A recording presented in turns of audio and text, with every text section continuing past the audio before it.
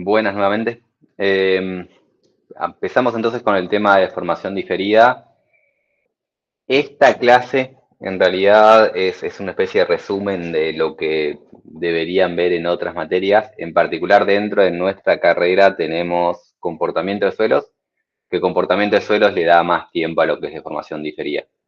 Eh, en geotécnica numérica no es el propósito de enseñar suelos, pero algo de suelos tenemos que hablar para poder después hablar de la parte numérica de cómo modelarlo.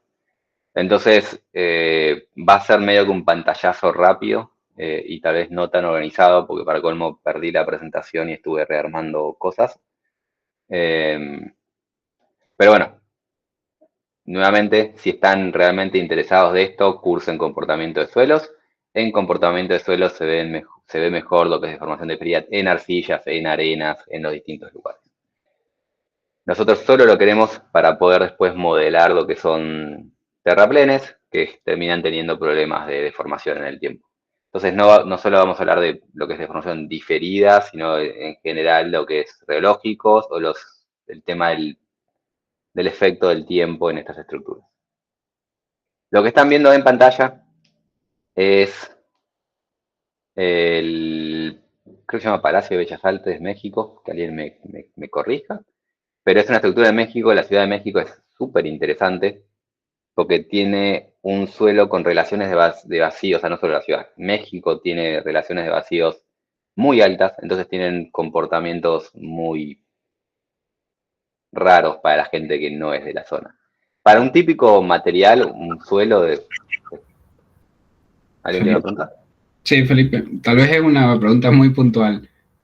Como para tener un orden de magnitud, ¿de qué relación de vacíos se habla, digamos? Sí, sí. Un suelo, depende del suelo, un suelo compacto tiene relación de vacíos de 0,3. Un suelo suelto tiene relación de vacíos de 1. Estos suelos tienen relación de vacíos de 2. Y cuando yo estuve en México y puedo creer que tienen 2, la respuesta fue, no, sí hay lugares que tienen relación de vacíos de 3. 3. Es Bien, absurdamente alto. sí, O sea, sí. no esto que estamos viendo, porque esto ya fue compactado, pero existen lugares en México que tienen ese orden de relación de vacíos. 2, para mí es absurdo. 3 es inimaginable. Bien, gracias. Eh, la Ciudad de México eh, tiene orden de vacíos alta, pero no tan alto. Y este edificio en particular, cuando fue construido, como todo edificio, el edificio estaba arriba y entonces tenías una escalera que subía a tu edificio.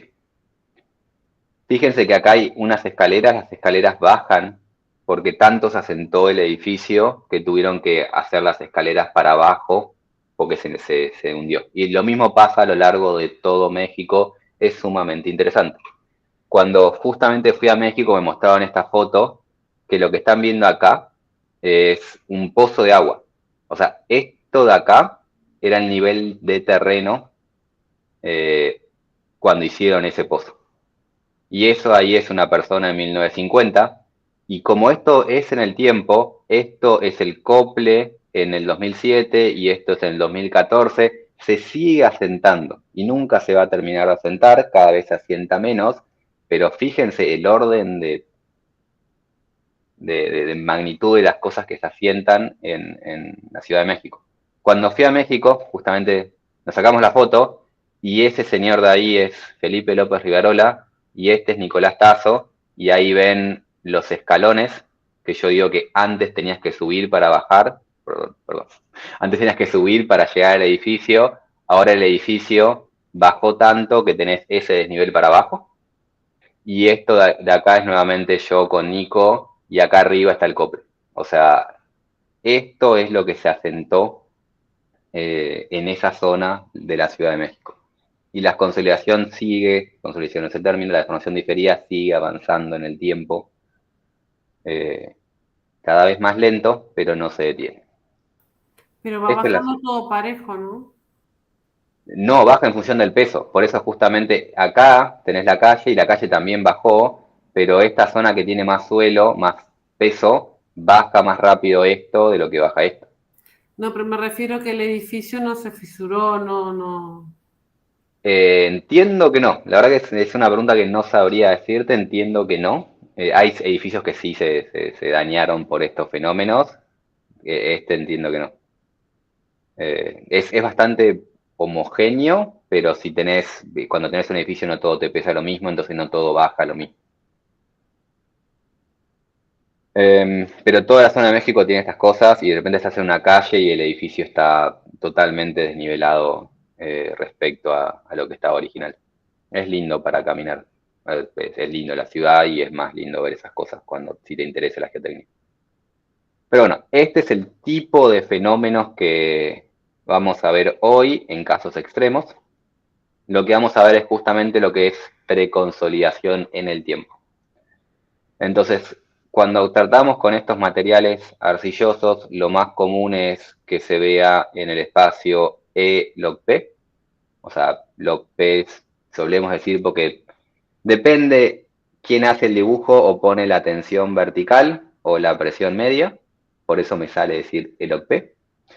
Y después cuando hacemos del otro lado de las deformaciones, o en función de relación de vacíos o en función de deformación volumétrica. Son las combinaciones que tenemos. Deformación volumétrica o relación de vacíos, tensión vertical o presión media. Y lo que tenemos es que el punto inicialmente está en cierto lugar, algún estado inicial. Cuando empiezo a preconsolidar cuando empiezo a ponerle una carga a mi suelo, cuando aumento la tensión, inicialmente va en un tramito que es rígido, que se va a asociar a una rigidez elástica. No es realmente elástico, no existe zona elástica en los suelos, pero existe una rigidez inicial alta, que es la zona preconsolidada, y a partir de ahí empieza a caminar por la zona normalmente consolidada. Como este es el punto donde digo que se va a asumir que hasta ahí es elástico, ese es el punto donde toco la superficie de fluencia y empiezo a entrar a endurecer la superficie de fluencia, empieza a crecer la superficie y a medida que voy avanzando desde este punto en adelante, endurece y se conoce como la rama normalmente consolidada. Y avanza la normalmente consolidada hasta que dejo de aumentar la carga. En estos suelos que tienen deformación en el tiempo, una vez que llego hasta ahí y espero una cierta cantidad de tiempo, esto se sigue deformando. O sea, baja su relación de vacíos, se sigue deformando. Y si espero más tiempo, se sigue deformando más. Y nunca deja de deformarse. Se deforma cada vez más lento, pero si yo espero 10.000 años va a llegar hasta acá y 1.000.000 de años va a llegar hasta acá, y esto se va a seguir asentando lentamente. Este fenómeno, si ahora este punto esperé 1.000 años, porque aparentemente puedo vivir 1.000 años, esperé 1.000 años y vuelvo a cargar, cuando vuelvo a cargar, va a cargarse de vuelta como si estuviese preconsolidado hasta encontrarse a lo que hubiese sido la proyección de esto. Y después sigue por esta recta. Es decir, si yo arranco inicialmente, entre comillas, elásticos, o mejor dicho, preconsolidado, normalmente consolidado, espero y tengo creep, vuelvo a cargar, se comporta preconsolidado hasta llegar a este punto y después se volvería a comportar normalmente consolidado. Este fenómeno de creep lo que hace en mi suelo es lo mismo que preconsolidar el terreno. Es decir, es lo mismo para el suelo, o otra forma de decir esto, es lo mismo para el suelo, caminar, o sea, avanzar hasta acá, y esperar 1.000 años, es lo mismo que haber cargado hasta este número y haber descargado. Cargar y descargar es lo mismo que darle tiempo al clip.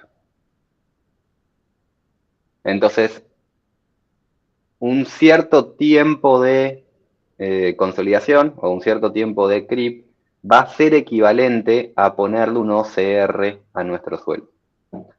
Y estos son los fenómenos que queremos intentar reproducir de forma simplificada, o sea, estamos asumiendo que todas estas cosas son rectas, pero esto es básicamente lo que vemos en los suelos. Estos fenómenos difieren según el tipo de suelo que tenemos. En el caso de los suelos finos, tenemos, o sea, cambia por temas físicos, químicos o por cambios en la estructura.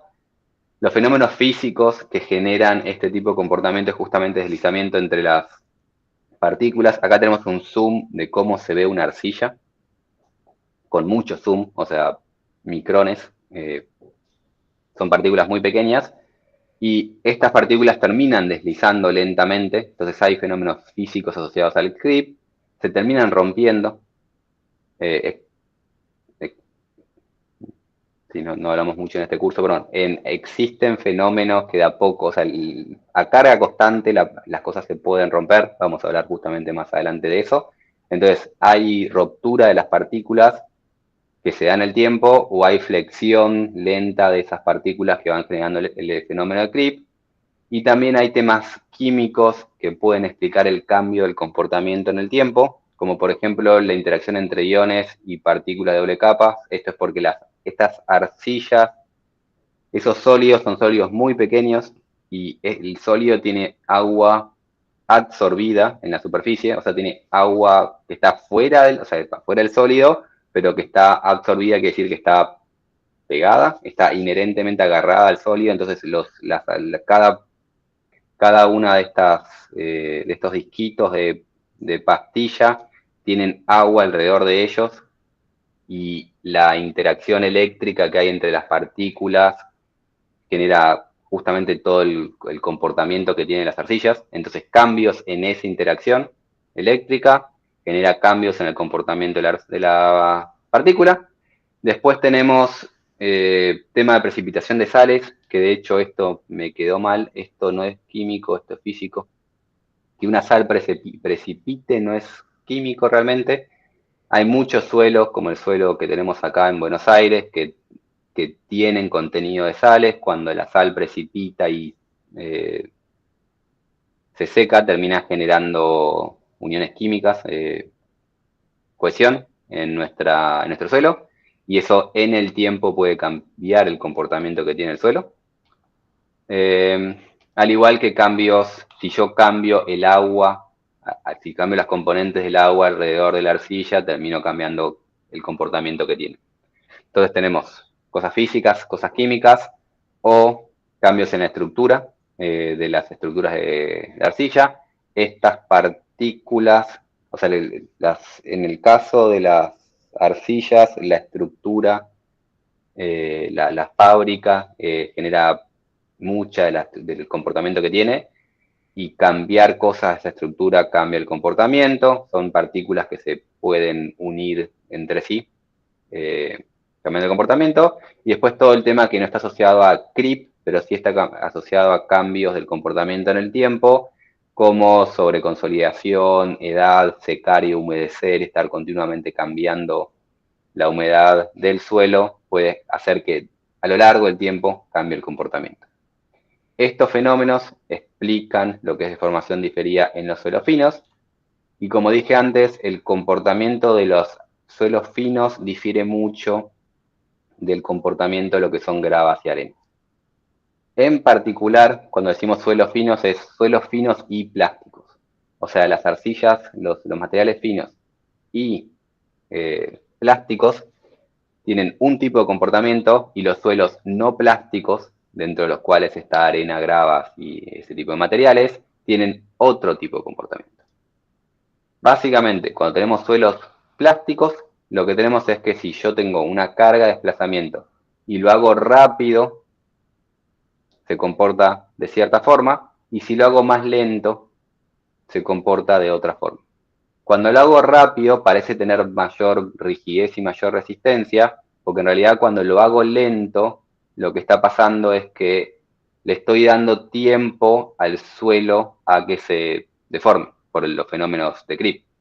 Cuando lo hice muy rápido, no le di tiempo al creep, pero si le hubiese dado tiempo para que se dé la deformación diferida, hubiese caminado por esta curva. Entonces, cambiar la velocidad de carga cambia el comportamiento que tiene el suelo, la curva, carga, desplazamiento que genera ese suelo.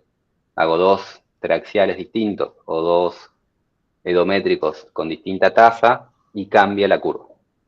No solo cambia la curva, sino que en estos suelos, si a lo largo de un solo ensayo voy cambiando la velocidad, lo que hace es, inicialmente cargo con una velocidad media. Acelero y al acelerar sube la carga y empieza a moverse a lo largo de la curva que hubiese tomado de forma acelerada. Freno, retomo esta curva, bajo más la velocidad, tomo esta curva, subo la velocidad, tomo esta curva. Es decir, apenas cambio de velocidad, se va readecuando la curva a la curva original que hubiese tomado si hubiese ido constantemente esa velocidad.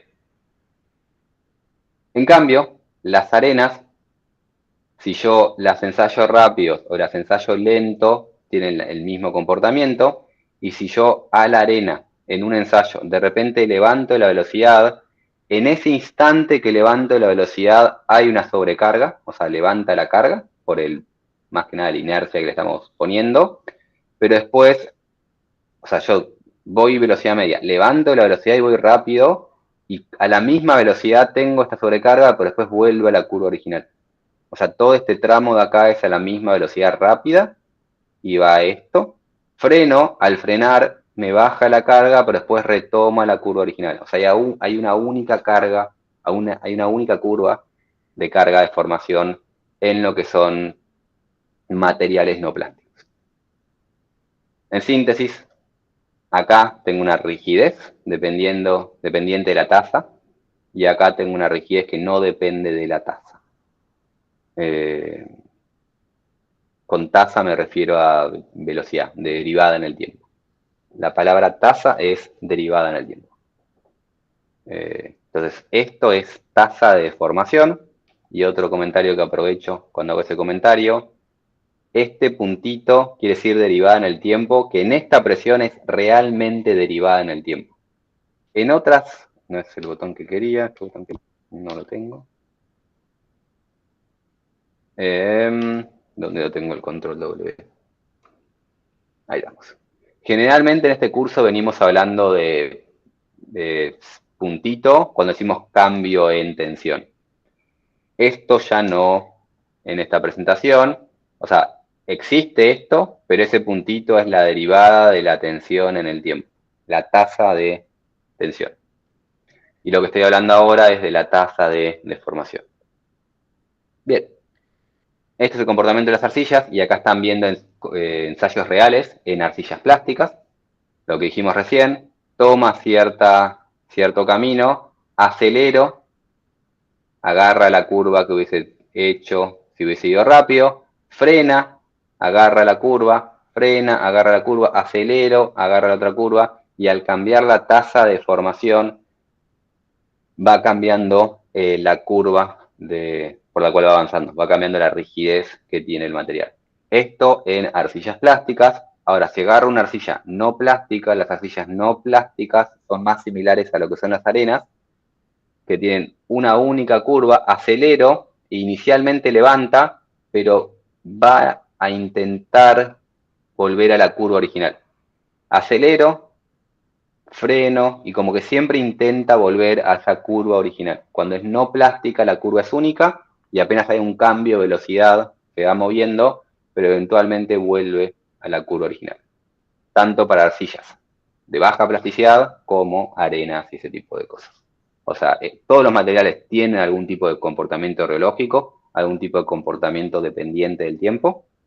Las arcillas tienen esto en particular, que genera que el comportamiento por creep puede ser significativo. No solo tienen una rigidez dependiente de la deformación, sino que también tienen resistencias dependientes de la deformación. Nuevamente, las arcillas no son los únicos materiales. Hay muchos materiales que cuando yo, acá nuevamente tenemos tasa de deformación, cuando yo aumento la tasa de deformación, aumenta la resistencia.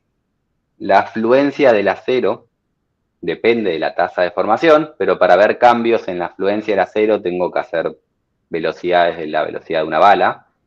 En el caso de las arcillas, a velocidades no tan rápidas, ya vemos una significativa un significativo aumento de la fluencia de la arcilla, de la resistencia de la arcilla.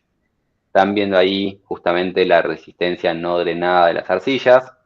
A medida que aumentan la tasa de formación, aumenta esa resistencia y es más significativa la diferencia para las arcillas normalmente consolidadas. Cuando tengo una arcilla preconsolidada, muy preconsolidada, la resistencia empieza a no ser afectada por esta deformación, porque como ya estamos empezando a ver, el OCR está vinculado a cuánta deformación plástica hubo, cuánto creep hubo antes. Entonces, cuando tengo OCRs altos, no depende. Normalmente consolidada sí depende, y el peligro, no sé si la palabra es peligro, y lo que tenemos que tener en cuenta en esto, que cuando hacemos un único ensayo, y hacemos un único ensayo a cierta velocidad, después tenemos que tener en cuenta que cuando nosotros construimos, nuestra tasa de formación, generalmente, se me fue, perdón, nuestra tasa de formación generalmente está por ahí. Entonces, hicimos un ensayo, calculamos esta resistencia no drenada, pero después durante nuestra construcción tal vez teníamos ese orden de resistencia no drenada. No podemos nunca extrapolar fuertemente para ningún lugar, pero tenemos que tener en cuenta que si la arcilla es una arcilla plástica, la resistencia que yo calculé a esa velocidad va a ser mayor que a una menor velocidad y tal vez nuestra construcción justamente va a ser esta menor velocidad. O sea, esto acá es 1% por hora. 1% por hora es bastante rápido para lo que es lo usualmente en la construcción. En nuestras construcciones, dependiendo de qué estamos haciendo, tal vez estamos 6 meses haciendo la obra y tenemos tasas de deformación mucho más bajas que 1% por hora. Entonces tenemos que pensar que en el laboratorio queremos hacer un ensayo rápido, porque no podemos tener una máquina 6 meses para hacer un ensayo. Entonces conviene hacer a distintas tasas y después intentar extrapolar un poco a velocidades menores. Esto que estoy diciendo para la resistencia no drenada es en particular para lo que es la resistencia no drenada pico. Cuando sí tengo materiales que ablandan, dependiendo mi material, no hablamos mucho de comportamiento de ablandamiento no drenado en este curso, pero si tengo materiales con ablandamiento no drenado, generalmente el estado final es el mismo porque el estado final es el estado crítico. Entonces, lo que es la resistencia no drenada licuada o residual, esto es resistencia no drenada licuada. Esa resistencia suele no depender de creep, porque es una vez que llega a estado crítico, y ahí estado crítico es estado crítico, no se mueve de ahí el punto. Esa no suele depender de la velocidad, pero la pico sí. Si hago un ensayo rápido, me va a dar esta resistencia pico. Si hago un ensayo lento, me va a dar esa resistencia pico. La resistencia pico es la que está más afectada por la tasa de deformación. Entonces vimos que la tasa de deformación cambia rigidez, la tasa de deformación cambia resistencia, y lo otro que hace la tasa de deformación es que cambia lo que es el límite elástico. Esta curva de acá es la curva si lo hago lento, si lo hago más rápido estoy por acá. Y lo que estoy viendo acá es la degradación del módulo de rigidez, y veo que si lo hago lento, el límite elástico es hasta 1 por 1000. Si lo hago rápido es hasta 8 por 1000. Es 8 veces más grande el rango elástico por haber aumentado la tasa de deformación. Entonces la tasa afecta no solo la rigidez, sino hasta qué deformación alcanzo antes de entrar al rango elástico. Está acoplado a la fluencia, digamos, mayor velocidad, mayor fluencia. Bien. Pasando a otro tema también asociado al tema del creep, es lo que es el creep terciario. Creep terciario es justamente el creep asociado a cuando se dispara una falla. está es un tema muy relevante en lo que es rocas o propagación de fractura. Hablo de propagación de fractura y después hablo de lo que estamos viendo en pantalla. Cuando tienen ustedes una fisura y tienen una carga, lo que pasa en este tipo de fenómenos que tienen una fisura, la fisura a tensión constante, de golpe, o sea, en ciertos casos, después de esperar mucho tiempo de estar abriendo esa fisura a tensión constante, propaga casi instantáneamente. O sea, está todo quietito, quietito, y se están generando micro fisuras y micro daños de a poco en esa fisura, hasta que de pronto eso puede localizar y propaga la fisura. Eso que pasa para propagación de fisuras, pasa exactamente igual en este tipo de arcillas plásticas. Le pongo una cierta carga a mi arcilla, y acá le estoy poniendo esta carga, 0,187, le pongo la carga, mantengo carga constante y espero. Espero, y esto es el paso del tiempo. Espero, este es el paso del tiempo, y lo que está este autor peloteando acá es la velocidad de formación. Pongo la carga y se deforma, y por creep se sigue deformando, pero cada vez se deforma menos, entonces cada vez se deforma a una menor tasa de deformación. Puse una carga, esperé, cada vez se deforma menos, y me da la sensación de que este creep eventualmente, o sea, asintóticamente, llegue a un valor estable. Eso es lo que nos hace creer el ensayo con esta carga. Ahora hacemos un ensayo con un poco más de carga, 0,25.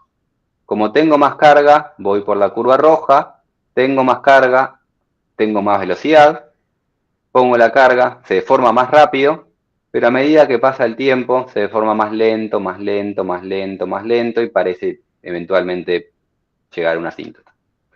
Esto es con 0,25. Pongo un poquito más de carga, 0,26, empiezo en la curva violeta. Como estoy en la curva violeta, inicialmente tiene mayor velocidad, más tasa de velocidad, espero, y se va cada vez yendo más lento, más lento, más lento, más lento, hasta que de golpe se dispara lo que se conoce como creep terciario y hace así. Hacer así quiere decir que ahora mi tasa de deformación es muchísimo más grande. Y eso es lo que estamos llamando falla. Lo que está pasando en este punto, en este instante, es que se está deformando 1% por minuto. Imagínense 1%, que es una deformación no gigante, pero no menor, en un minuto.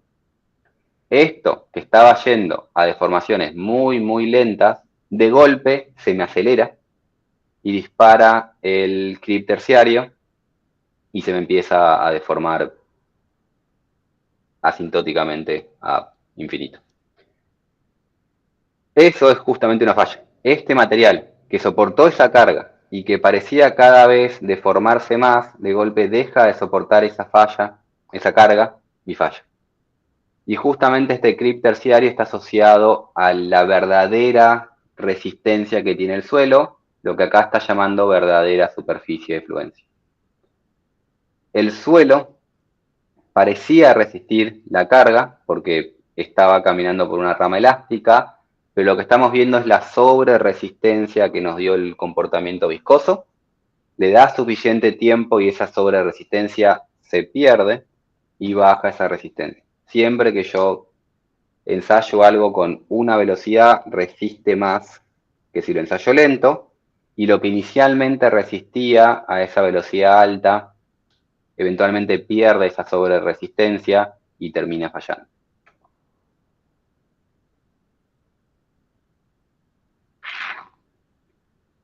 Y esto es creep terciario. Entonces, pasando ahora a lo que solemos tener en suelos y lo que solemos pensar en suelos. Generalmente cuando se ven en arcillas, el comportamiento de arcillas, se ve cómo cambia la relación de vacíos en el tiempo. La relación de vacíos consolida de cierta forma, de esta forma.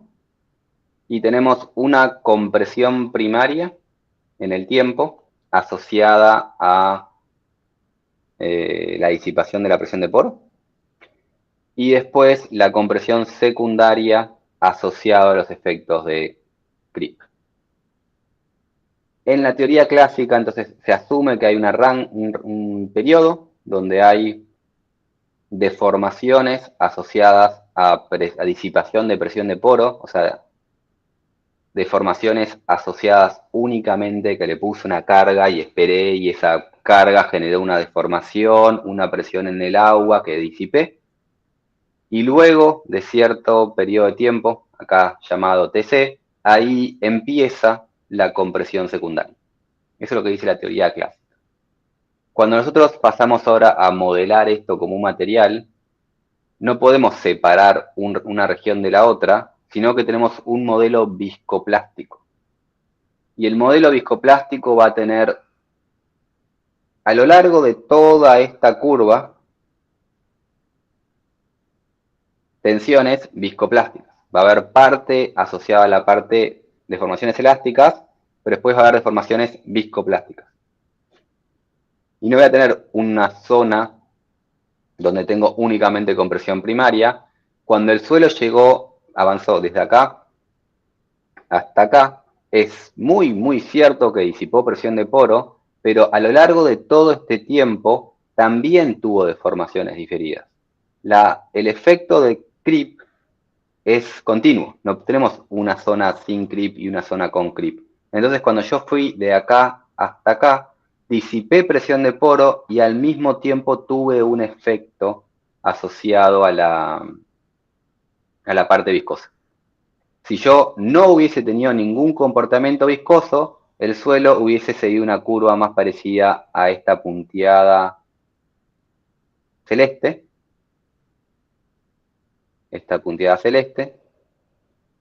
Y la diferencia entre la punteada celeste y la realidad es el aporte de este comportamiento viscoso, que es más significativo en esta zona por también la escala temporal. Fíjense que esto es log de tiempo, las escalas logarítmicas siempre, a mí por lo menos me confunden. No es que es más importante el creep acá que acá, de hecho todo lo contrario, acá tengo más creep que en esta zona. El tema es que acá esta longitud que estoy moviendo el mouse tal vez corresponde a 1 segundo, y acá esta longitud tal vez corresponde a 10.000 años. Nos engaña un poco la escala ahí.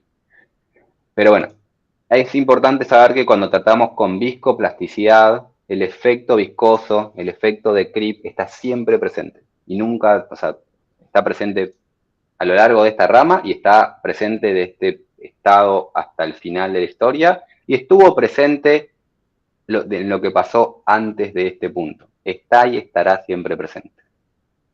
Especialmente cuando nos damos cuenta que cuando hacemos estos ensayos, esto de cómo cambia la relación de vacíos, lo solemos hacer haciendo trayectorias de compresión edométrica. Las trayectorias de compresión edométrica por reglamento tienen escalones de 24 horas, por comodidad nuestra y no por algo relacionado al material. Y cuando hacemos estos escalones de 24 horas, en este escalón de 24 horas, tengo un montón de creep.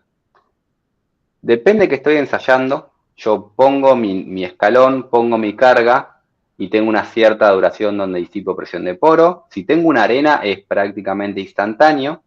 Si tengo una arcilla muy poco permeable, como es este caso, tal vez me tarda 8 horas. Pero a lo largo de estas 24 horas que tarda mi ensayo, seguro tengo una gran influencia del creep. O sea, tendré 10 segundos o 8 horas en función de mi material donde estoy disipando presión de poro, y todo el resto de las 24 horas está avanzando mi compresión secundaria. Y la teoría que usamos en suelos para la compresión secundaria es asumir que tengo una zona inicial donde tengo una parte de consolidación, o sea, una parte de viscoplástica y una parte de consolidación hasta este punto, o sea, una parte de compresión primaria con creep que sea hasta este punto, y en esta zona o sea, el cambio de la velocidad en el tiempo es no lineal, porque está afectada por la parte elástica, plástica y todas las cosas al mismo tiempo. Y después, a partir de ese punto en adelante, tengo únicamente la componente viscoplástica, que Jambu propuso que sea una relación lineal. Los suelos siguen más o menos una relación lineal, y Jambu propuso justamente que plantear una relación lineal entre la deformación volumétrica y el tiempo, y decir que esa relación lineal empieza a partir de este punto. Que empieza a partir de este punto, en realidad lo que estamos diciendo es que desde este punto en adelante solo tenemos la componente viscoplástica, desde este punto para atrás tengo una mezcla de todas las cosas. Y si asumo que es lineal de acá en adelante, tengo que asumir que es lineal de acá hasta este punto.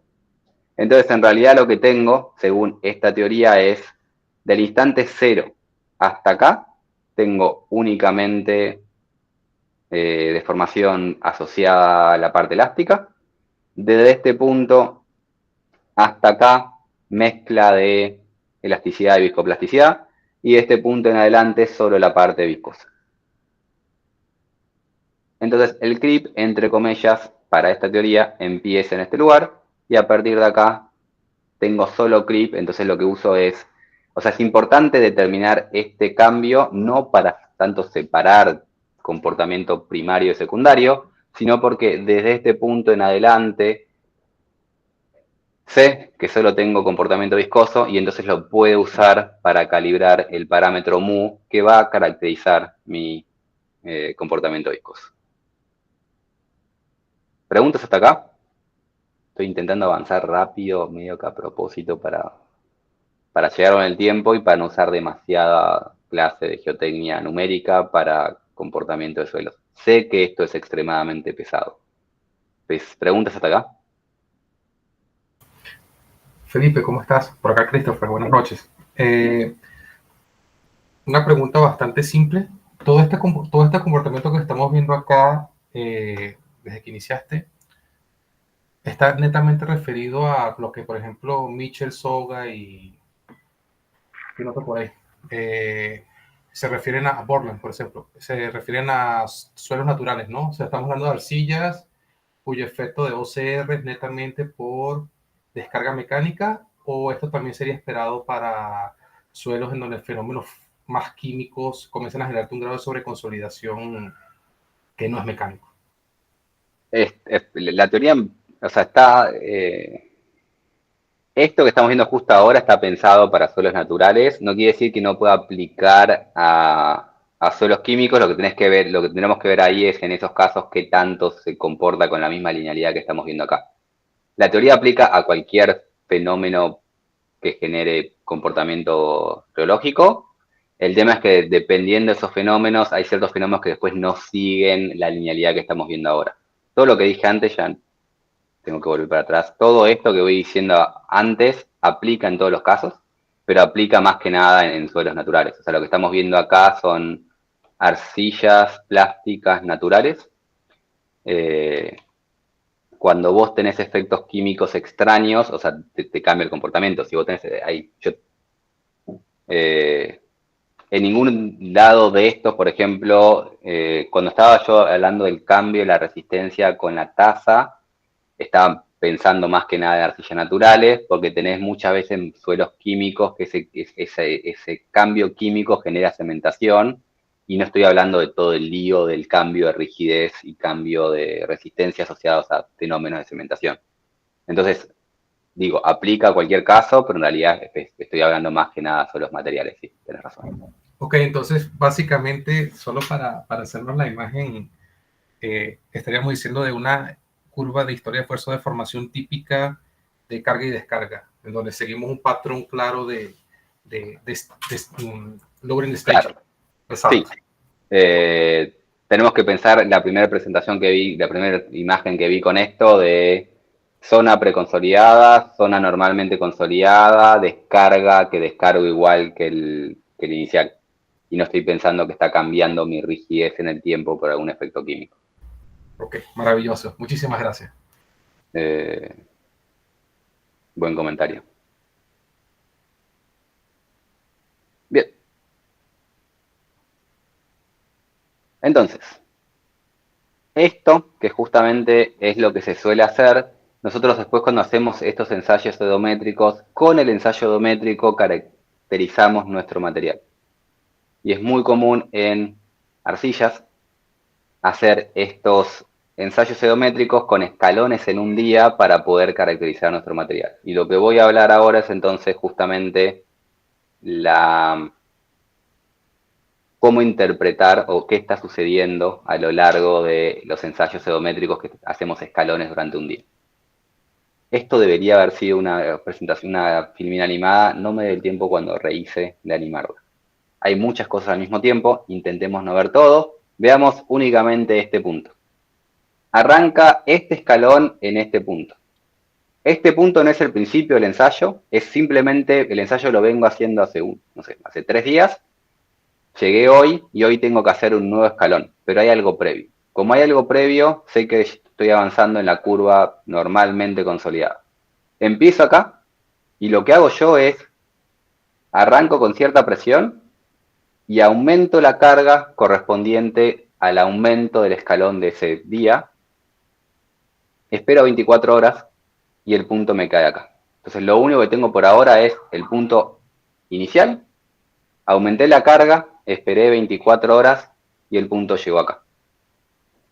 Como hice un único escalón y estoy avanzando en la curva normalmente consolidada, lo que tengo es nuestra rigidez asociada a la curva normalmente consolidada asociado a lambda. Esta rigidez lambda es la curva asociada a la rigidez en régimen normalmente consolidado.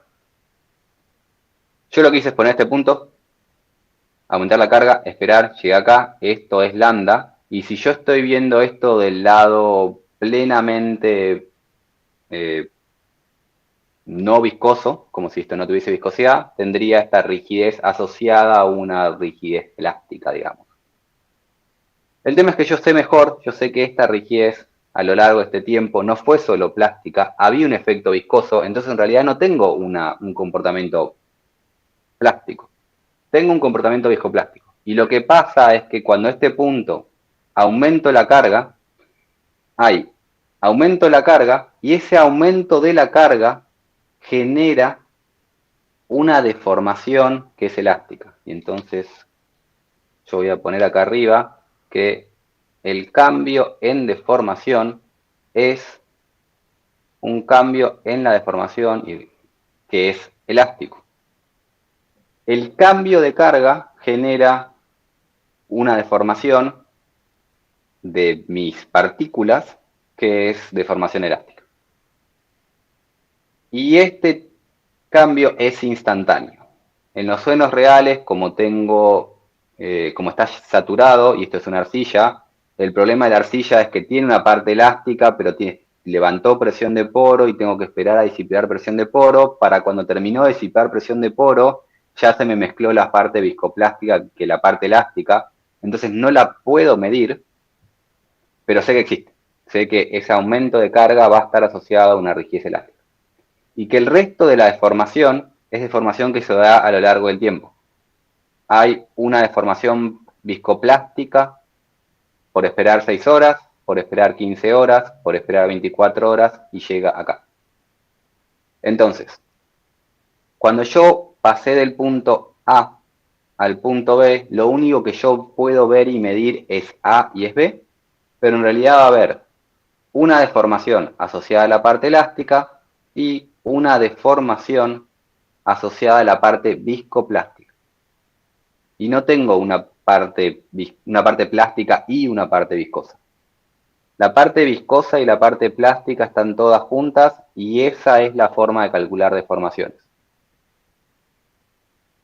Formalmente, la tasa de formación está compuesta por la tasa de formación elástica más la tasa de formación viscoplástica. Antes de esta clase, cuando veíamos HCS, veíamos lo mismo, solo que esto en vez de ser BP era solo P. Y ahora la parte viscosa y la parte plástica se me mezcla. Pero toda deformación tiene una parte asociada a deformaciones elásticas y una parte asociada a deformaciones viscoplásticas. La parte asociada a la deformación elástica justamente la calculo como la constante kappa por el cambio de presiones, pero en escala logarítmica. Entonces el logaritmo de uno menos el otro. O sea, cuando yo tengo log de pf menos log de P0, que esto es delta P en escala logarítmica, log menos log es igual a esto. O sea, cuando resto logaritmos es lo mismo que hacer el logaritmo de PF dividido P. Entonces, eso ahí es K por delta logaritmo de P. Y así calculo deformaciones elásticas cuando quiero usar mis gráficos de deformación versus log P. Esa es la deformación elástica. Y después lo que tengo es la deformación plástica, ahora asociada a mi constante mu, que es mi constante vinculada a la viscosidad, multiplicada por el cambio de tiempo. Y el cambio de tiempo es justamente si yo, o sea, el tiempo que pasó desde acá hasta acá. Uy, se me pasó sin querer eso. Deme un segundo, ahí estamos. Entonces, la parte viscoplástica está asociada a mu por la diferencia en el tiempo. Y esto es la parte viscoplástica. La deformación viscoplástica es esto de acá. Eso es épsilon viscoplástico, que depende del tiempo, y es mu por el cambio en el tiempo. Pero, y ahora hago así.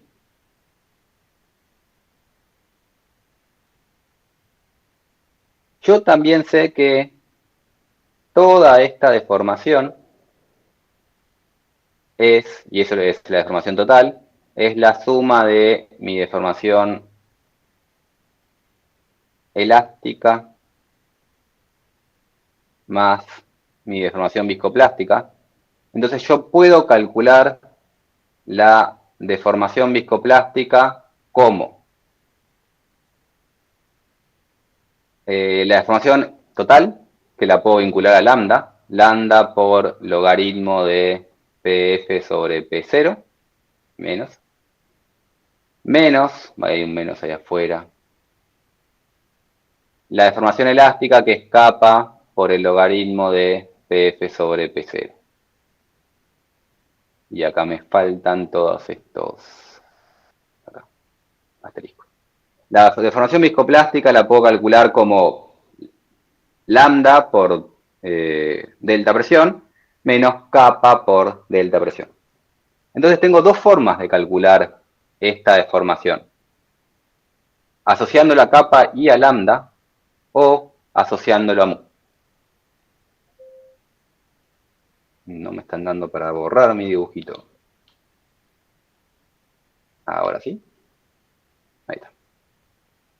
Tengo dos formas de calcular la parte viscoplástica. Asociándolo a mu por el tiempo o asociándolo a lambda y kappa. Lambda es el valor que yo hubiese medido si no hubiese sabido todo esto viscoso y simplemente iba de principio a fin. Y es lo que yo hubiese interpretado del mismo ensayo si hubiese hecho simplemente un enfoque elastoplástico sin tener en cuenta la viscoplasticidad. Cuando hago este ensayo, entonces yo mido este punto y mido este punto y lo puedo interpretar con un lambda o con un kappa y un mu.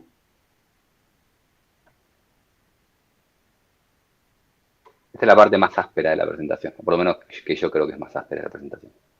Como tengo dos formas de medir esta deformación y la deformación es solo una, esas dos cosas tienen que ser iguales. Esto tiene que ser igual a esto.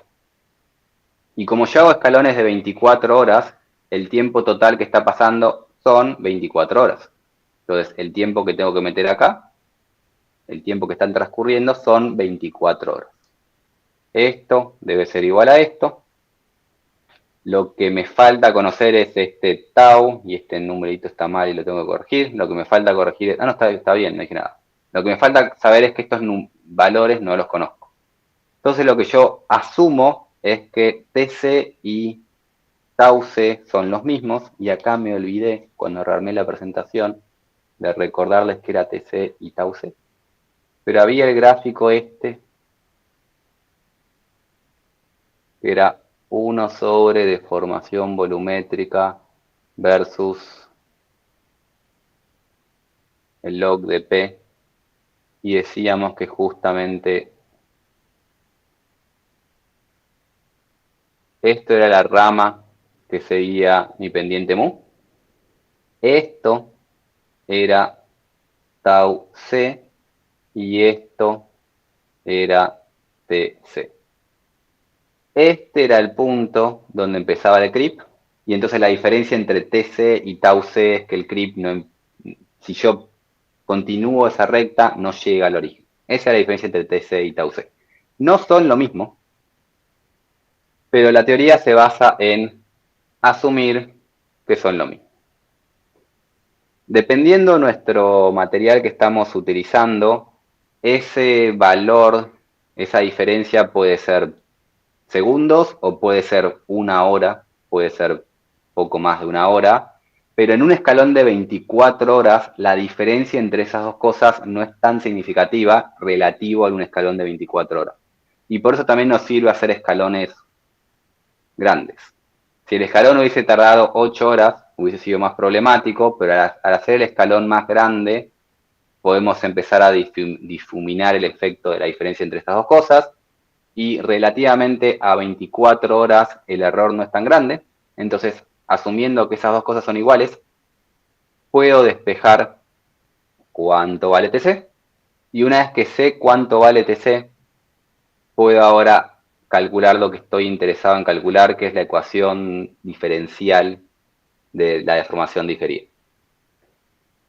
La deformación volumétrica, la mido como lo medí, como lo vengo midiendo. La deformación volumétrica es la deformación elástica más la deformación viscoplástica. La tasa de la deformación volumétrica es la tasa de la deformación elástica más la tasa de la deformación viscoplástica. La tasa de esto es la derivada de eso respecto en el tiempo. Cuando yo derivo la deformación elástica, que era kappa por el logaritmo de, lo que me queda es esto. Esto es la derivada de kappa por el logaritmo de la presión respecto del tiempo. Y cuando yo derivo esto, es mu por el logaritmo de, y lo que me queda es, respecto del tiempo, es esto. Como yo derivo respecto del tiempo, me mata el tiempo y me queda eso. Derivo la parte elástica respecto del tiempo, derivo la parte viscoplástica respecto del tiempo. Ahora sé cuánto vale tau C, y puedo reemplazar y llegar a esta expresión que me dice cómo es el cambio de la deformación volumétrica en el tiempo, que está asociada a una parte elástica por el cambio de la presión en el tiempo, y una parte viscosa, que es esto de acá. Y esto es la expresión de la ecuación diferencial que van a usar los modelos, que van a usar el modelo de Soft-Soil Creep que veremos a continuación. El comentario que espero que sea redundante, es que esto se está formulado para ser utilizado usando los escalones 24 horas de los ensayos geométricos, pero ese 24 horas es arbitrario. El creep continúa después de las 24 horas, porque yo en realidad de acá en adelante voy a hacer un nuevo escalón, y el nuevo escalón no es que tiene solo creep asociado al nuevo escalón. Este punto, si lo hubiese dejado más tiempo, se hubiese seguido deformando. Y entonces cuando hacemos cada escalón, los nuevos escalones también suman el creep de las cargas anteriores. El creep nunca se detiene, y si yo pongo una carga y después pongo otra, voy a tener el efecto de la suma de estas cosas del creep, que está siendo tenido en cuenta justamente cuando hago la formulación de este estilo. Cuando voy calculando el aumento de la deformación, el aumento de la deformación tiene en cuenta eso que venimos hablando. Última diapositiva antes de hablar de soft soil creep, que es esto de acá, que es el creep nunca se detiene, y lo otro que tenemos que acordarnos es que el creep siempre es de compresión, porque el suelo siempre está comprimido.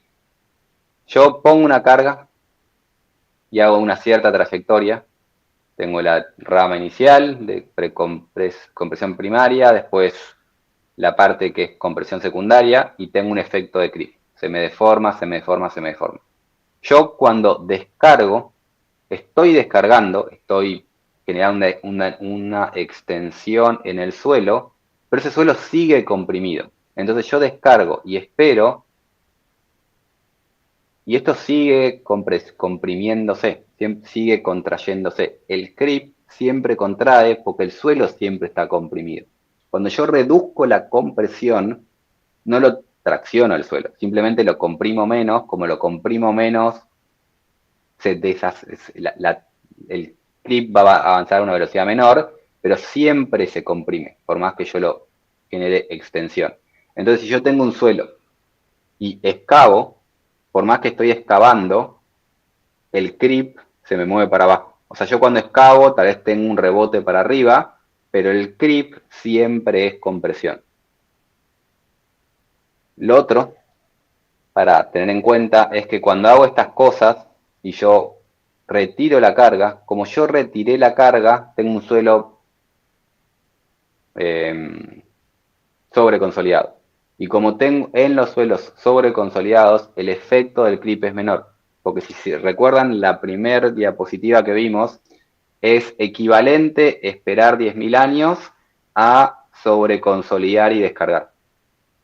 Sobreconsolidar y descargar lo que hace es lo mismo que el creep en una cierta cantidad de años. Entonces lo que me sirve el sobreconsolidar es que me hace avanzar el creep, hace que el creep llegue antes a donde tenía que llegar. Como es asintótico, mucha deformación del creep sucede durante esa sobrecarga.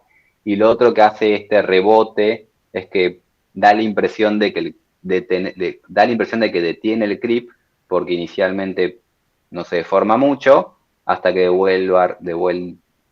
vuelta retoma.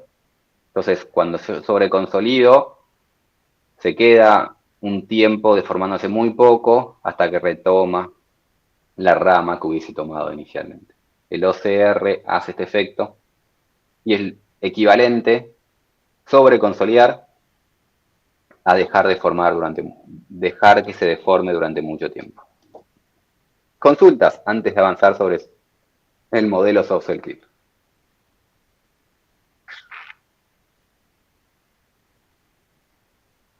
Es una clase muy pesada, sé que es muy pesada, porque mi idea era intentar... siempre tenemos la duda de cuánto tenemos que explicar de comportamiento de suelos, porque en realidad lo que queremos hacer es modelación numérica. Pero si no decimos nada, no se va a entender, y no queremos hacer una clase de 2 horas de formación diferida. Entonces siempre estoy yo con la duda de cuánto tiempo dedicarle a esta presentación. ¿Consultas o avanzo con soft soil creep? Lo que faltan es tanto.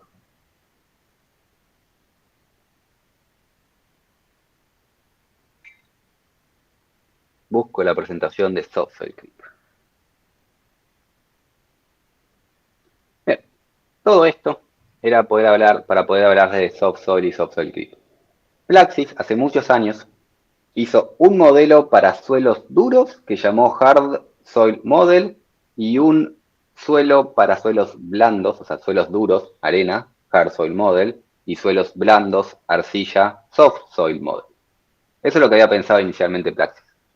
Después se dio cuenta que el modelo de Hard Soil Model aplicaba a todos los suelos, lo mejoró y lo llamó Hardening Soil Model, y ahora HSS se usa para todos los suelos, y Soft Soil dejó de ser utilizado. Soft Soil Model es un modelo histórico que tuvo sus razones históricas porque estaba pensado para poder seguir esta trayectoria con esta recta y esta recta que se solía usar para los suelos blandos, entre comillas. Pero después fue totalmente superado por el HS Small. HS Small hace todo lo que hace esto y mejor, entonces nunca tendríamos que usar este modelo. Lo que sí tuvo de bueno este modelo es que generó la creación de este modelo, que es un modelo con creep y es casi el único modelo con creep que tiene Praxis en particular. Praxis tiene algún otro, mi experiencia con los otros no es buena. FLAC tiene mejores modelos con viscosidad. Pero bueno, en el caso de Praxis, esto es lo más común y generalmente es lo mejor. No siempre, existen otros ejemplos. Pero bueno, este modelo lo voy a explicar, voy a empezar hablando de Soft Soil Model, no porque nos interese Soft Soil Model, sino porque es la base del Soft Soil Creep, que sí tiene usos. Este ya no tiene usos. Entonces, Soft Soil Model es un modelo que fue pensado para seguir justamente la trayectoria de E log P o epsilon volumétrico log P, y ahí me detengo y hago un pequeño comentario. W. Yo les conté, que muchas veces se pone E log P y es relación de vacíos, y esto es muy común en suelos, hacer relación de vacíos y hacer nuestras dos rectas, y acá esas rectas están vinculadas al CS y al CC. El tema es que el señor relación de vacíos no es tensor de deformaciones.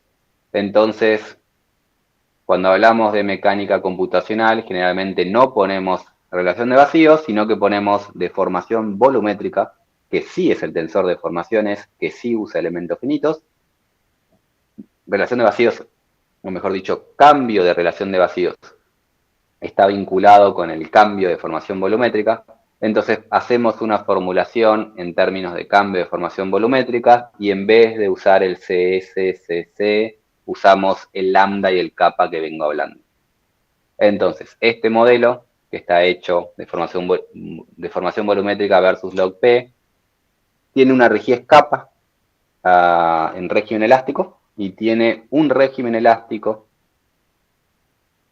y una formulación tal que avanza recto si estoy en zona elástica, y tiene este modelo una zona elástica hasta que alcanza la presión de preconsolidación. Nosotros al modelo le damos kappa, ese kappa está justamente vinculado a una deformación de corte o una deformación volumétrica, pero el modelo nos pide kappa. Creo que hay ahora opción de darle también G, pero está formulado con kappa.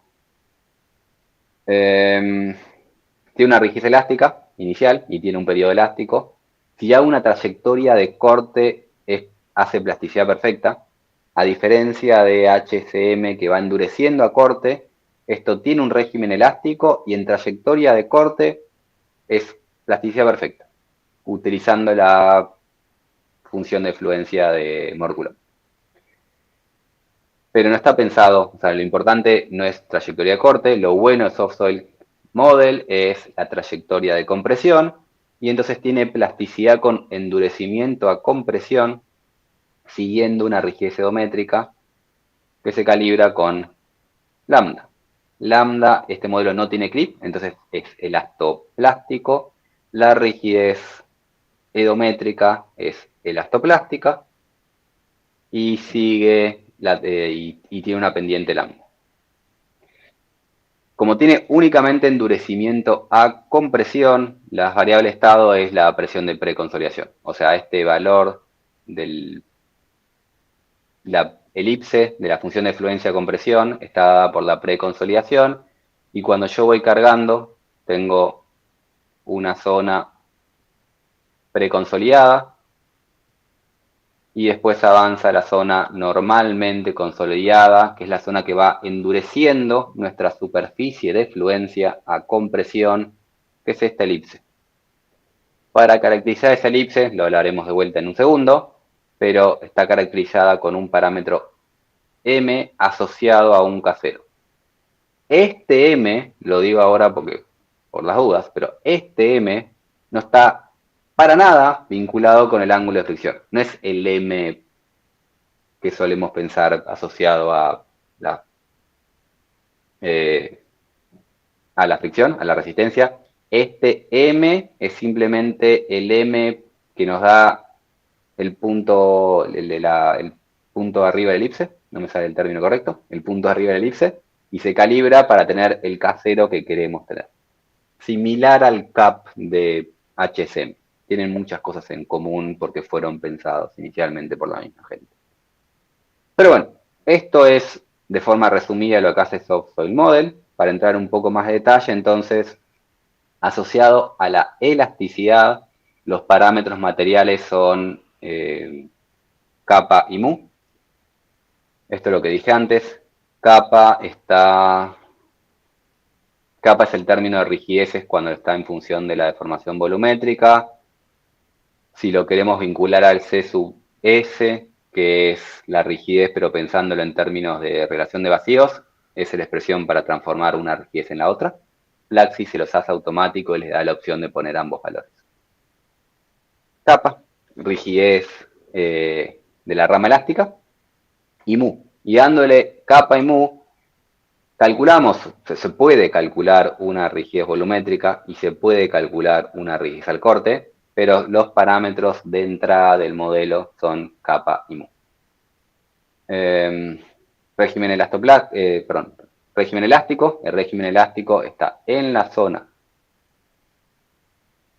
preconsolidada y también en descarga. Asociado a lo que dijo Christopher, se asume que si yo descargo, la rigidez en descarga es la misma que la rigidez en carga, y si vuelvo a cargar, vuelve a caminar por ahí hasta que avanza por la normalmente consolidada. Elástico hasta que clasifica. Como funciones de fluencia, en trayectoria de corte es Mor Coulomb, pero con plasticidad perfecta, no endurece. La que sí endurece es el CAP, es la elipse que hablé previamente. El M nos da el punto máximo de esa elipse, y lo que pasa es que a medida que voy caminando en la rama normalmente consolidada, voy endureciendo el material y va la presión de preconsolidación aumentando. O sea, es 1, después 2, después es 3. A medida que aumento la consolidación, aumenta la presión de preconsolidación y va moviendo el CAP. De forma que si descarga, si llegué hasta acá y descargo, estoy en régimen elástico, vuelvo a cargar elástico hasta que toco de vuelta la superficie de fluencia y sigo aumentando. Y ahí las expresiones de cómo se calcula esa elipse. Pero bueno, se calcula, está pensada para que cuando yo avance en trayectorias de compresión, siga la trayectoria K0 que yo le estoy pidiendo, de sigma 1 sobre sigma 3. Para poder lograr este K0, justamente la regla de flujo tiene que ser tal, o sea, la regla de flujo es cómo cambian las deformaciones plásticas. Cómo cambian las deformaciones plásticas está asociado al K0 que yo estoy eligiendo, que es esta fórmula horrible que estamos viendo acá. Porque lo que tiene que pensar es que cuando yo estoy avanzando por acá y estoy endureciendo el material, estoy en una trayectoria de compresión, pero a lo largo que avanzo en esa trayectoria, mi material endurece. Como mi material endurece, está vinculado tanto a la rigidez plástica como a la rigidez elástica. Siempre, en este modelo, la deformación total es la deformación elástica más la deformación plástica. Entonces, a medida que va endureciendo mi material, está ahí metido rigidez elástica y rigidez plástica, y el casero que yo busco, conociendo lambda, kappa, mu, rigideces. Y casero calcula M, que M no debería estar en rojo. M no es el parámetro material, es el resultado de ese choclo de cuentas que tenemos ahí. Es el M tal que logra ese casero. Bien, a medida que va endureciendo, aumenta mi presión de preconsolidación, entonces la variable estado es la presión de preconsolidación y va actualizando la presión de preconsolidación a lo largo que avanza el ensayo. Este comentario de acá es solamente si quieren vincular, si ustedes calibraron para un modelo HCM o HCM y quieren pasarlo a Soft Soil Creep, es cómo se vincula justamente la rigidez edométrica con la rigidez kappa y después la rigidez lambda, y después la rigidez lambda está asociada al C sub R con la misma fórmula que vimos antes. O sea, esto es, no me acuerdo de memoria, pero este de C sub R sobre 1 menos C0 no es mi área de expertise, pero esa fórmula vincula lambda con C sub R. Me olvidé varias letras ahí en el medio, variables. Pero bueno, esto es de forma muy corta el Soft Soil Model, que es un modelo que está totalmente superado y nunca nadie debería utilizar, que tiene buena capacidad predictiva en trayectorias de compresión unidimensional, porque está justamente pensada para trayectoria de compresión en arcilla. Entonces, solo compresión unidimensional lo calcula bien y plastifica a lo largo de la compresión, lo cual es mucho mejor que cosas como Mor-Coulomb, y es adecuado para el caso de terraplenes, porque en el caso de terraplenes no tenemos trayectorias de corte significativas. Ahora, si tengo trayectorias de corte, es un muy mal modelo, se porta muy mal, y no es un modelo estado crítico, evoluciona epsilon volumétrico y no E, lo que dije antes, no se comporta bien en trayectorias de corte, no tiene anisotropía, que suele ser importante en modelos en las arcillas, y no tiene deformación diferida, entonces no tiene tiene muchas limitaciones. Existen otros modelos con creep y con anisotropía, pero son raros. Existen. Si a alguien les interesa, no los estamos dando en este curso, podemos ver de incluir algún comentario de ellos. Pero bueno, este es en resumen Soft Soil Model, modelo con plasticidad perfecta en trayectoria de corte y elastoplasticidad con endurecimiento en trayectoria edométrica. Esto es Soft Soil Model. El que nos interesa es Soft Soil Creep Model, y el Soft Soil Creep es lo mismo, elastoplasticidad perfecta en corte, pero ahora esto es lo único que cambió, comportamiento viscoplástico en trayectoria de compresión. Es la diferencia entre los dos. Vuelvo para atrás. Antes la función de fluencia era asociada a la presión de preconsolidación y esa presión de preconsolidación dependía únicamente de las cargas. Ahora es viscoplástico y esa presión de preconsolidación va a depender en el tiempo, de forma tal que cuando yo deje pasar el tiempo, el cap va a endurecer solo por el paso del tiempo. Este endurecimiento del cap avanza con el tiempo. Y tiene básicamente los mismos parámetros que vimos recién. Mor-Coulomb para corte, una rigidez elástica y un Poisson, una rigidez asociada a la rama plástica, pero ya no tenemos comportamiento plástico, tenemos viscoplástico, pero bueno, el lambda asociado a nuestro escalón de 24 horas. Y el único nuevo, y ahora borro todo eso porque el único nuevo, que es el mu. El mu es el parámetro asociado a la viscosidad, el índice de compresión secundaria, y es el nuevo parámetro que hace que la superficie de fluencia endurezca por el paso de tiempo. Es el nuevo parámetro. Y bueno, el casero que hablamos antes es igual, todo el resto es exactamente igual. Este modelo está hecho para modelar casos donde tenemos script, y para saber si es importante o no modelar script, lo que podemos hacer es primero calibrarlo, o sea, calibrar el modelo y ver cuánto da este ratio, que es justamente el creep ratio, eso es el ratio de qué tan importante es el creep versus las otras rigideces que tenemos. Y si ese número da bajo, quiere decir que el creep puede ser importante para nuestro material. Si da muy alto, nos da una idea de que no va a ser relevante, o sea, que el creep puede ser despreciable dentro de nuestro material. Entonces podemos calibrarlo y ver si nos importa o no nos importa en nuestro material. Importante, arcillas muy plásticas, materiales sensitivos. Y esto de los relaves, yo casi que lo saqué de la presentación, le iba a preguntar a Alejo. No tuve muchos relaves en mi vida que fue importante el creep. No sé realmente por qué está acá. Es una pregunta que yo le quiero hacer a Alejo y se la haré cuando pueda. Pero bueno, me distraje. El modelo es el mismo. Lo que sí, ahora las variables estado sigue siendo la presión de preconsolidación, pero la presión aparte de ser la presión de consolidación a secas, esa presión de preconsolidación va a depender del tiempo. Entonces, en vez de hablar de la presión de preconsolidación, generalmente lo que hablamos es de tiempo o OCR. O sea, podemos pensar qué tanto cargué con carga mi material o cuánto tiempo le estoy dejando consolidar mi material.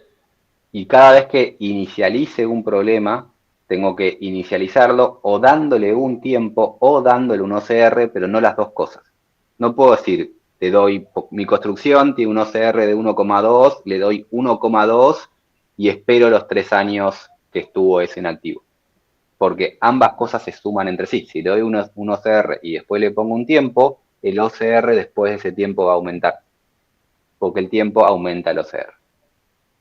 Entonces, tenemos que ahora pensar en tiempo o OCR y no como cosas separadas. Después, la forma que endurece nuestro material es siguiendo justamente la fórmula que vimos antes. Esto es lo que vimos en la clase anterior, en la presentación anterior de deformación diferida en arcillas. Así evolucionan las deformaciones viscoplásticas. Y como evolucionan las deformaciones viscoplásticas, evoluciona mi presión de preconsolidación. O sea, si esto aumenta en el tiempo, esto aumenta en el tiempo, entonces esto aumenta en el tiempo y va preconsolidando mi material.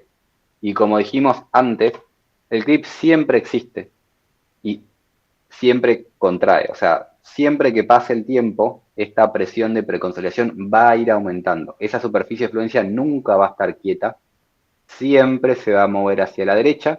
Se puede mover lento, se puede mover rápido, pero siempre va a crecer. Y nunca va a disminuir, siempre va a crecer esta superficie de fluencia.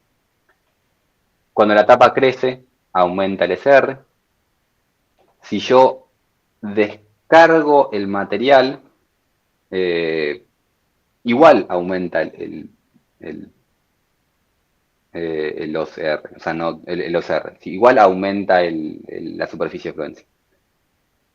Cuando yo descargo, el volumen aumenta, pero eso no quiere decir que el material se traccione. Y en función de qué tan rápido descargo, si yo descargo rápido o yo descargo lento, ¿qué le pasa a mi material? O sea, si yo descargo muy rápido, lo que pasa es que si yo descargo muy rápido, la viscosidad intenta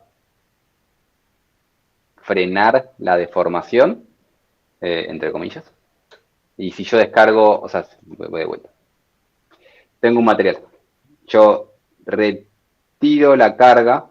Como yo retiro la carga, tengo un rebote elástico. Y tengo un rebote elástico. Y después esto va a seguir comprimiéndose.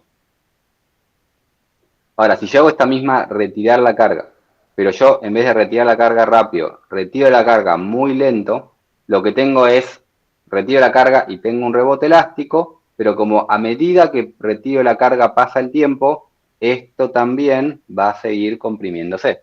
Entonces tengo casos muy raros donde yo retiro la carga y el material se me contrae. Retiro cargo y parece que estoy extendiendo el material, pero por efecto de creep, si esa descarga es suficientemente lenta, igual puedo tener materiales que contraen al disminuir la compresión. Depende del tiempo. Todo depende del tiempo cuando trabajamos con estos materiales. Cuando simulo esto, tengo que tener en cuenta que justamente cuando empiezo a simular un suelo, y esto nos va a pasar en el TP4, si hacen el TP4 que les damos nosotros, el suelo que está bajo nuestro tiene miles de años, y esos años tengo que ver cómo se los inicializo. Yo puedo o ver cuál es el OCR equivalente que tendría nuestro suelo e inicializarlo con el OCR.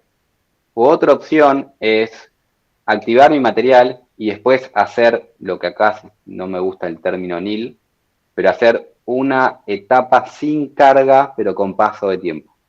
Y ese paso de tiempo lo que va a hacer es automáticamente aumentar el OCR.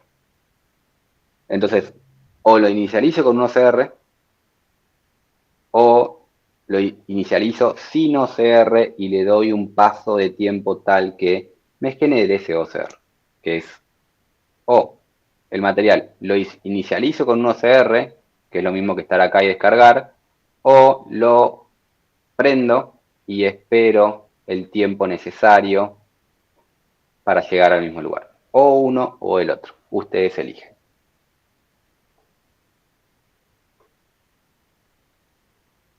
Bien.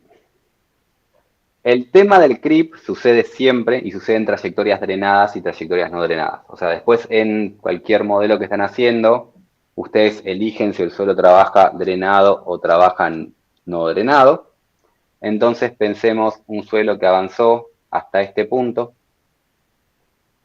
Y acá nosotros dejamos pasar el tiempo y dejamos pasar el tiempo de forma drenada.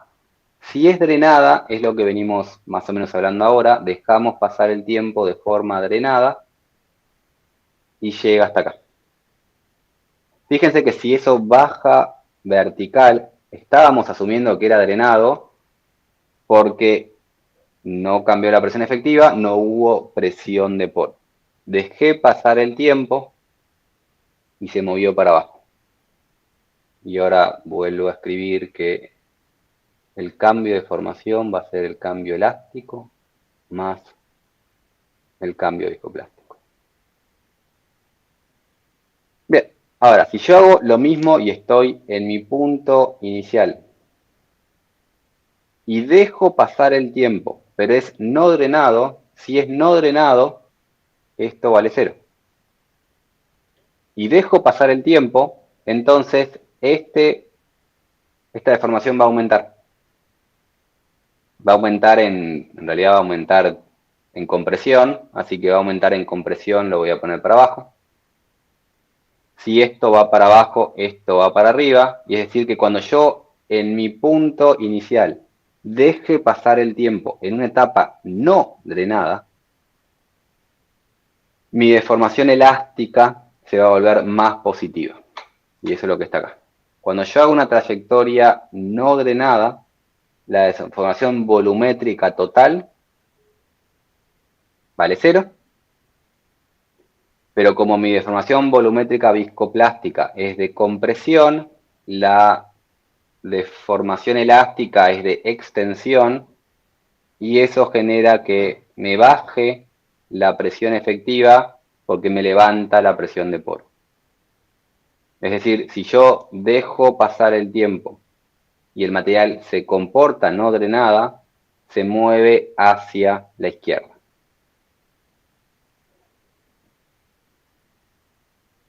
Y va a parar a este punto. Eso genera dos casos distintos, pero en ambos casos está preconsolidando mi material. Porque la diferencia entre este punto y este punto es la preconsolidación que tuvo en trayectorias no drenadas, y la diferencia entre este punto y este punto es la preconsolidación que tuvo en trayectorias drenadas. Y eso es todo lo que está por acá. En ambos casos se me está sobreconsolidando nuestro suelo. Creo que usé otra palabra incorrecta antes. En ambos casos se me está sobreconsolidando nuestro suelo. ¿Cuánto se sobreconsolida? No es lo mismo. O sea, este valor no es lo mismo que este valor en el módulo. O sea, el valor de delta P no es el mismo en módulo. Pero en ambos casos se me está sobreconsolidando y cada vez se me sobreconsolida más lento por justamente el creep. El creep es asintótico a cero. Con esto creo que terminé en cuanto a lo que son discusiones del modelo. Lo que queda son simplemente gráficos de cómo se comportaría este modelo si lo ensayan en un modelo usando el Soft Soil Test. Cuando agarran el Soft Soil Model y el Soft Soil Creep Model, nos dan estas trayectorias de compresión. Esto es el Soil Test en trayectorias de compresión para ambos casos usando distintos escalones. Me lo voy a saltear para después poder algún día de la práctica dar esto con más detalle, y porque creo que ya está bastante pesado la clase. Esto es la compresión edométrica, esto es lo mismo haciendo un zoom de una única curva, y justamente lo que estamos viendo es cómo se separa, si lo hacemos más lento, más rápido, se puede jugar mucho con los escalones. Pero así se comporta, y esta curva la vemos y es una curva muy linda de cómo se comportaría más o menos un suelo. O sea, es una más o menos recto y más o menos recto con un periodo de transición en la preconsolidación. Esto está bastante bien, pero estas son las trayectorias en, por ejemplo, un ensayo triaxial drenado.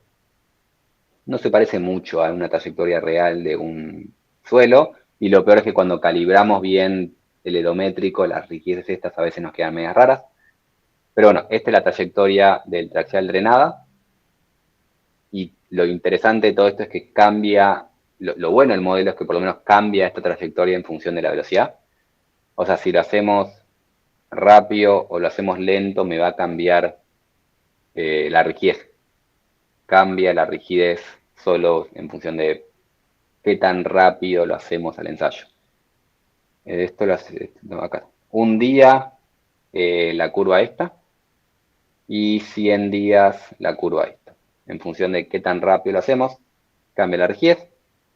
Esto es trayectoria drenada, esto es trayectoria no drenada, y ahí vemos un collage de curvas muy distintas, nuevamente en función de un día, 100 días. La del medio, este es el Soft Soil Model, que no tiene creep, pero vemos cómo cambia la resistencia no drenada, el pico, vamos a llamarlo, de Q, en función si es un día o si son 10 días. No tienen nada que ver uno con el otro, por justamente la diferencia entre este punto y este punto es la parte viscosa que transcurre a lo largo de esos diferencia de días. Esto es la trayectoria triaxial no drenada, esto es una trayectoria de corte de CS, y pueden jugar ustedes con el modelo. Después acá es un ejemplo de aplicación, lo voy a también saltear para cortar y lo daremos en una clase siguiente, el ejemplo del relleno de Paraná. Bueno, el relleno era un relleno que justamente, como es material de relleno, en este tipo de materiales el efecto viscoso es bastante importante. Acá no me acuerdo cuánto era, pero se formaba 1 metro, 1,5 metros por creep, entonces era muy importante modelarlo. Me lo salteo para poder darlo en otra clase con más detalle, en algún caso de caso histórico real. Está la calibración, calibraron bastante, esto lo hizo Alejo con Ledesma hace muchos años.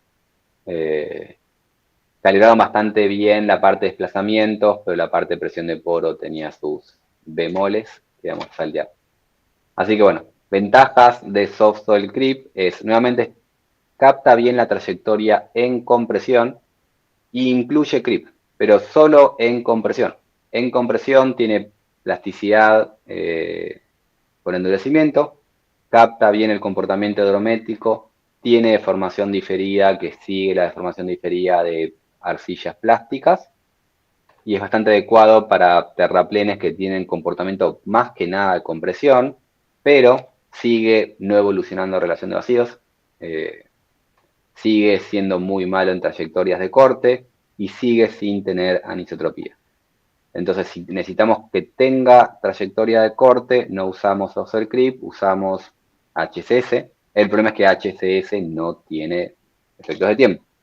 Si queremos modelos con anisotropía, existen otros que no mencionamos en este curso, como el, ¿cómo se llama? NGI ADP o Creep S-Clay1S. Hay otros modelos dentro de Plaxis y hay mejores modelos dentro de FLAC.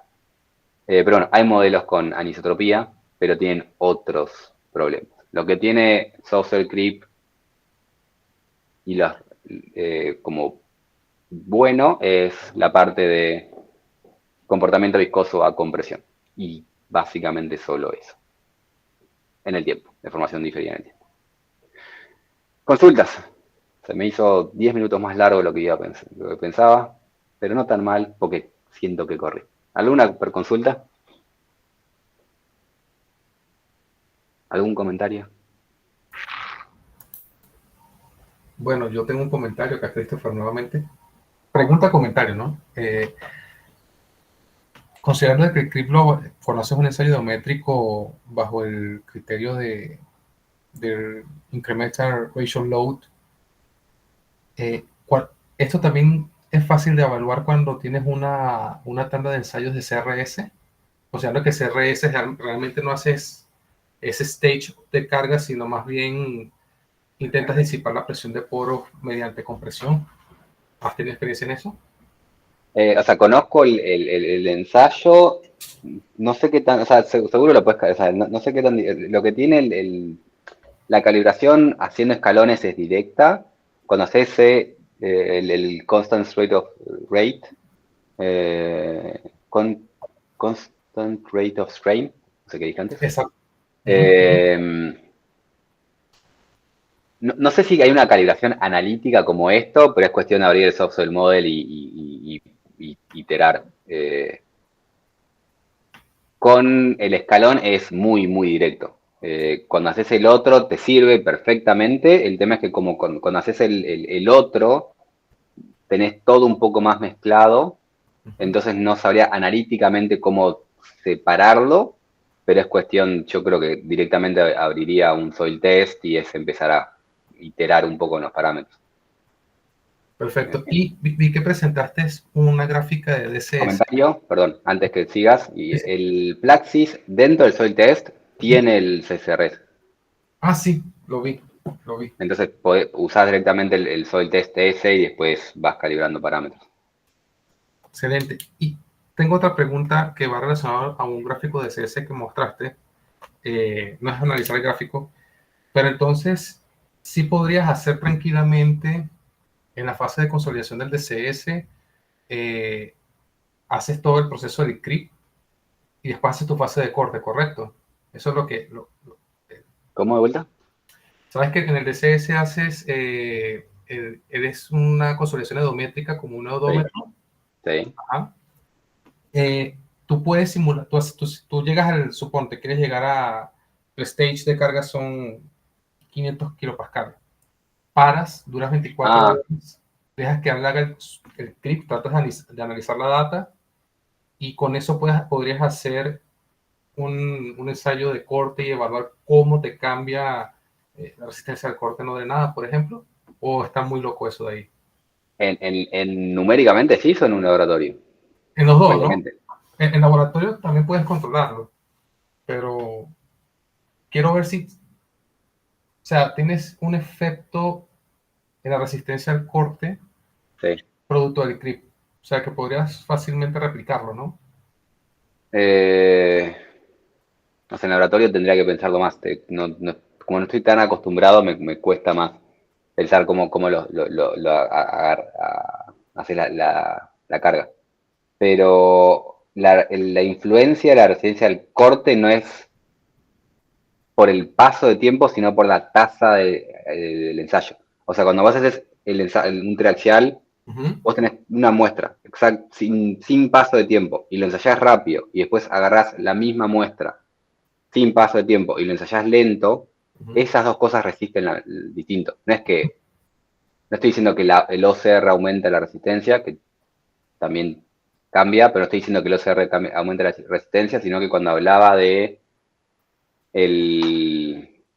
la dependencia de la resistencia con la velocidad, me refería a la velocidad del ensayo. Sí, También pasa que el OCR te cambia la resistencia, pero son dos cosas distintas. sí, correcto, correcto. Sí, sí, son distintas. Solamente que yo recuerdo, por ejemplo, cuando trabajas con curvas resonantes en arcillas, hay un fenómeno que tú creas, obligas que exista el creep, luego corres el ensayo y con eso ves el efecto del creep en el módulo de corte a baja deformación.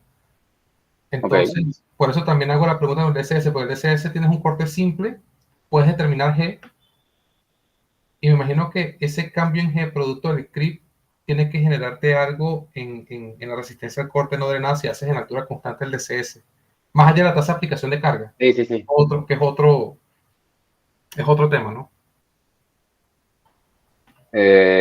Ahí me falta conocimiento exactamente, o sea, vos haces el DSS y si después querés ensayar a corte, ¿desconfinás? O sea, ¿tenés una etapa que desconfinaste?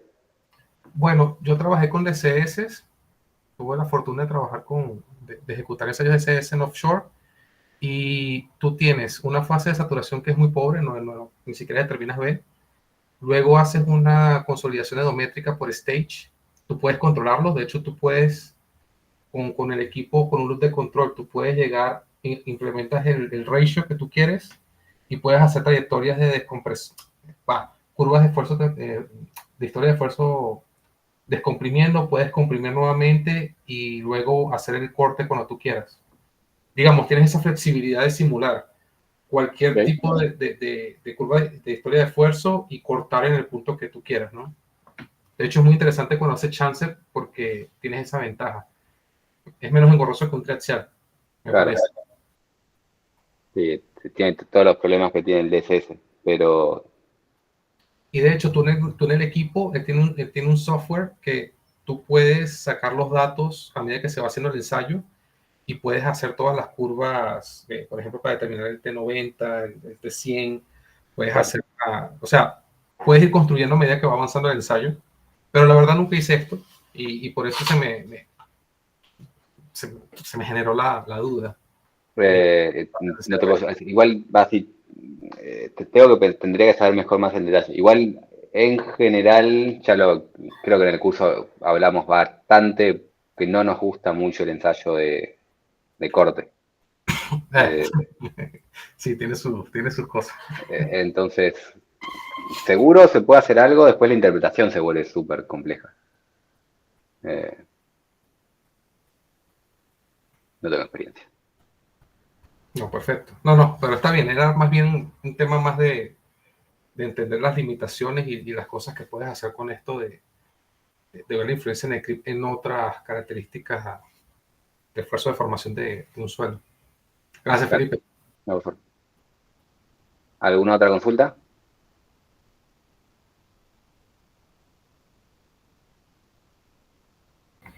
De mi parte no, Felipe, gracias. Bien, con esto creo que casi que cerramos las teóricas, no quedan tantas teóricas así teóricas. Eh,